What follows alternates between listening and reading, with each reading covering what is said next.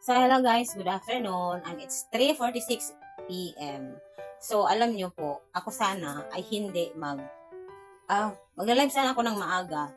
Kaso lang, so masakit yung ulo ko kahapon pa, as in talaga guys, masakit. Buong dito masakit, buong dito, pati mata masakit, parang malalaglag. So, akala ko, natatakot na naman ako, yung anxiety ko, nandun na naman, nag-iisip na naman ako, nag-overthink na naman ako, so, ayun, so, masakit nga ang ulo ko, pagising ko kanina sakit ang ulo ko, ngayon po ay Saturday, August 30, so, ayan, so, mag-iilaw ako kasi, medyo makulimlim, dahil nga, ulan na naman guys, ulan na naman, so, ayun nga ang nangyayari sa akin kanina, sobrang, masakit ang aking ulo, so, kahit isang vlogger kaya nagla-live ng umaga, hindi talaga ako nakasupport sa lahat. Kasi natulog ako dahil sakit ang aking ulo. Uminom ako ng gamot na okay ako sandali lang pero sumakit ulit. Hanggang 1 o'clock, naligo ako. Kala ko mawawala. Masakit ulit. May konting ubo din ako, konting sipon, pero hindi malala.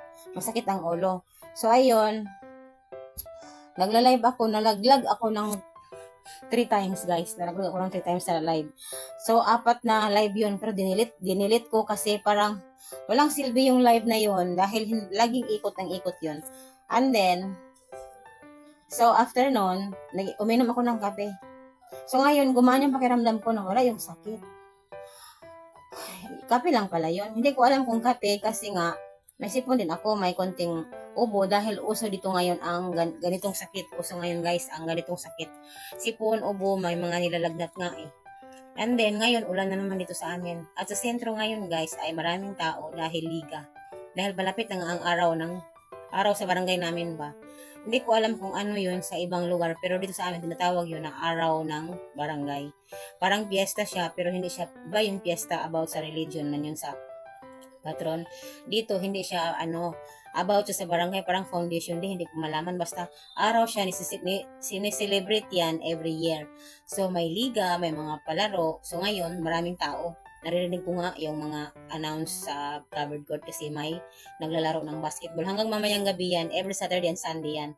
So, Friday kahapon, may liga, pero sa mga bata, teens, ayun.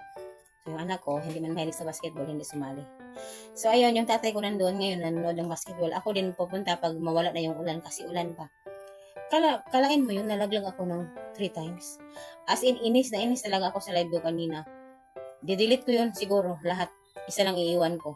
Pero pag copyright, i-delete ko na din. Hindi ko na i-edit yun. Medyo nakaano ba? Hindi ko alam kung bakit nalalaglag. Oo. Lagi ako nalalaglag. Hindi ko alam. So, yun lang po. Mag-vlog lang tayo ng ganito. Thank you for watching.